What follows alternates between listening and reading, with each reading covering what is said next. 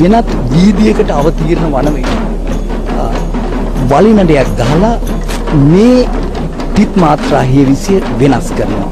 වලිනඩයක් කිව්වේ කිසියම් හේවිසි පදයක් වෙනත් හේවිසි පදයකට මාරු කරන්න ගහන ඒ ශාස්ත්‍රීය පදය තමයි වලිනඩය කියලා හඳුන්වන්නේ.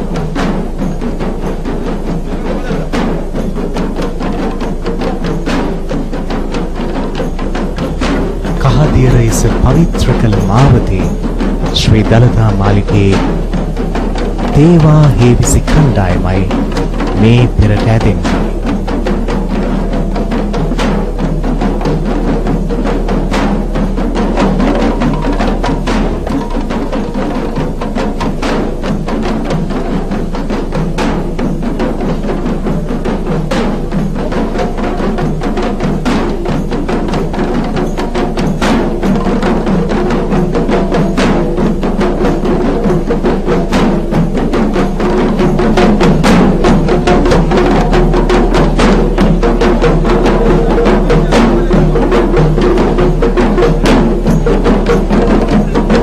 හේවිසි කණ්ඩායමේ ඈත කෙළවර කන් සැලෙන හොඳ වෙලක් යන්තම් පෙනෙන දසුණක් අපිට පේනවා.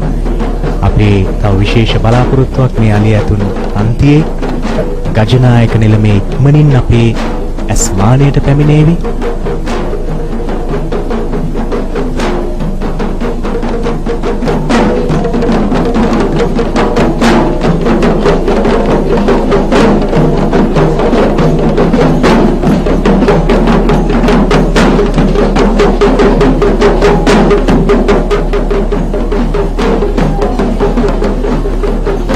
නිකිණිපුන් පෝදා සඳරැස් දහරේ දළදා වීදියේ පෙරට ඇදෙන ශ්‍රී දළදා මාලිගයේ අවසන් රන්තෝලි මහා පෙරහැර පැනඩෝල් අනුග්‍රහයෙන් ස්වාධීන රූපවාහිනී තිරයෙන් ඔබ දකින්නේ.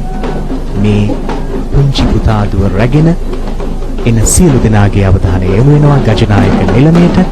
නුවන් අස්මඩල මහතායි ගජනායක නිලමේ ලෙසින් මේ පෙරහැරේ ගමන් කරන්නේ. මේ මහත් අභිමානයෙන් නිල් පැහැති අලංකාර ඇඳුම් ඇඳ වෑවල දිනේ ඇතා දළදා පෙරහැරේ අවසන් රන්දෝලි මහා පෙරහැරේ ගජනායක නිලමේ තම පිටමත තබාගෙන ගමන් කරනවා.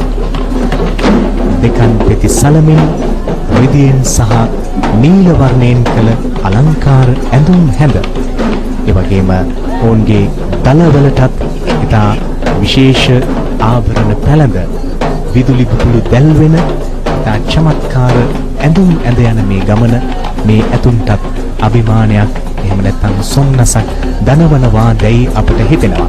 මේගොල්ලෝ බොහොම හොඳ පුරුදුකාරයෝ පෙරහැරවල ගමන් කරනවා.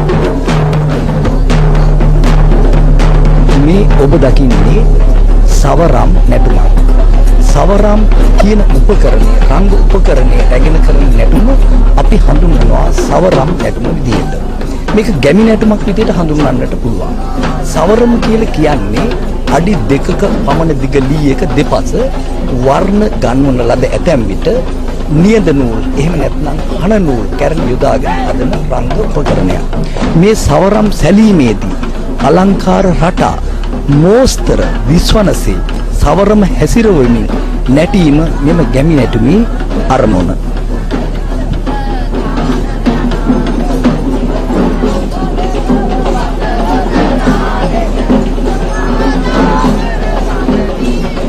අවසන් රන්දෝලි මහා පෙරහැරේ 80කට ආසන්න අලිය ඇතුළු සංඛ්‍යාවක් ගමන් කරනවා.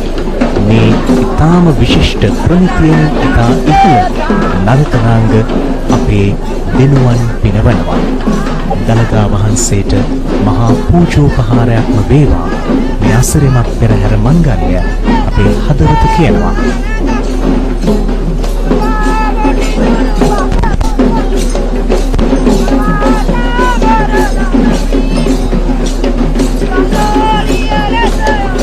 දැන් අපට දකින්නට ලැබෙනවා ඒක දන්ත ඇතා මේ පෙරහැරේ ගමන් කරනවා. එක දලයක් පමණයි ඔබට පේනවා මේ ඇතාගේ දකින්න ලැබෙන්නේ. ඒක දන්තයා කියලා යෝ හඳුන්වන්නේ.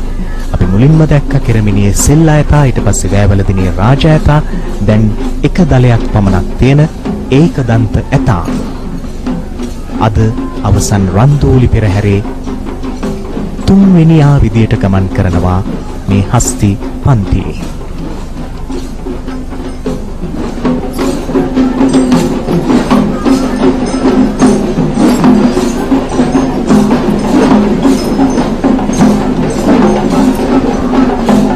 Third elephant at the final Randoli procession, and that's the first Buddhist flag that is carried on an elephant after the folk dance which we showed you a few seconds before, called a folk dance called Savaran dance, which is performed with the help of two poles which has strings tied to one end, and this is of course a great folk dance. During the dance we can if you were exposed to the natural sound, you would have noticed that there is one leader in the dance troupe who sings the poet, or who sings a rhythm to which the dancers keep their steps. Part of the crowd on the Dalada video eagerly waiting to witness the most venerated temple of truth relic, a torch bearer. This is also a very important task performed by the people connected to Dalada Marigav Gayan, carrying the torch. Even though we are in the technical era full of technologies, the torch bearers have not still been dispensed with, because it adds glamour to the Asana procession, irrespective of having the electrical based lamps. The torch bearers is tradition, and it also gives the coloring, the flavor to the Asana procession. They walk on either side of the Perahara. Mahesh සඳහන් කරා වගේම මේ කොප්පරා පන්දම් තාම සුවිශේෂයි පෙරහැරේ ඉතිහාසයට. පෙරහැරේ එදා විදුලි බුබුල සොයාගෙන නොතිබූ අතීතයේ පෙරහැර හොඳින් නරඹන්නාට ඉඩකඩ ලබා දුන්නේ මේ කොප්පරා පන්දම. අද මේ යෝධ විදුලි පහන් රූපවාහිනී සජීව විකාශයන් ගණනාවක් එකම ස්ථානයක සිට ගෙනෙන මේ ස්ථානයේ තබා තිබුණත් කොප්පරා පන්දම පෙරහැරේ අසිරිය, පෞරාණික බව, විභූතිය මේ සියල්ලක්ම රැකගෙන අදටත් මනා සංවිධානයකින් යුක්තව කොප්පරා පන්දම් රැගෙන යාම පෙරහැරේ පිළියෙල වෙනවා. මේට විශේෂිත වූ කණ්ඩායමක් සිටිනවා කොප්පරා පන්දම් බහරව. මේ ඔබ දකින්නේ තාලම් නැටුමක්. තාලම් නැටුම කියලා කියන්නේ අපේ උඩරට පහතරට සබරගම් කියන සම්ප්‍රදායන් තුනේ. ඒ වගේම ಭಾರತೀಯ සමහර සම්ප්‍රදායන් වලත් තාලයේ තැබීමේ උපකරණය තාලම් පොට යොදා ගනිමින් කරන නැටුමක්. මේ නැටුම් උඩරට නැටුම් වශයෙන් අපි හඳුන්වන නවවිධ වූ නැටුම් ආකාර අතුරෙන් ගණේ නැටුම් කියන කොටසට අයත් වෙනවා. උඩරට නැටුම් සම්ප්‍රදාය තුල පමණක් නොවේ, පහතරට හා සබරගම් නැටුම් සම්ප්‍රදායන් වලත් ಭಾರತ නැටුම් සම්ප්‍රදායෙත් මේ නැටුම් විලාසය දකින්න පුළුවන්. තාලම් පොටෙන් නිපද වෙන ප්‍රධාන ධ්වනි දෙක, ශබ්ද දෙක තිත් හා තේ කියන නම් වලින් අපි හඳුන්වනවා. විවිධ තාල රූප දක්වමින් තාලම් පොට වාදනයේ විවිධාකාර ඉරුවක් දක්වමින් තමයි මේ නැටුම කරන්නේ.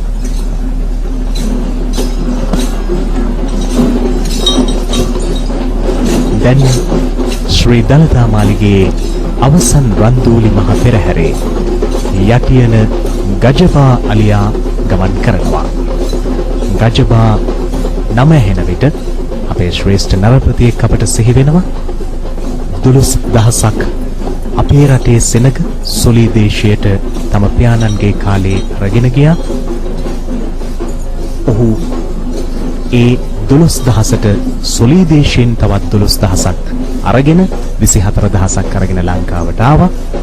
ඒ ගමනේදී පත්තිනි සලඹ ඇතුළු ඔහු ගෙනා පූජා උපකරණ තාමත්ම ගෞරවයෙන් යුක්තව අපේ රටේදී වන්දනාවට පාත්‍ර වුණා.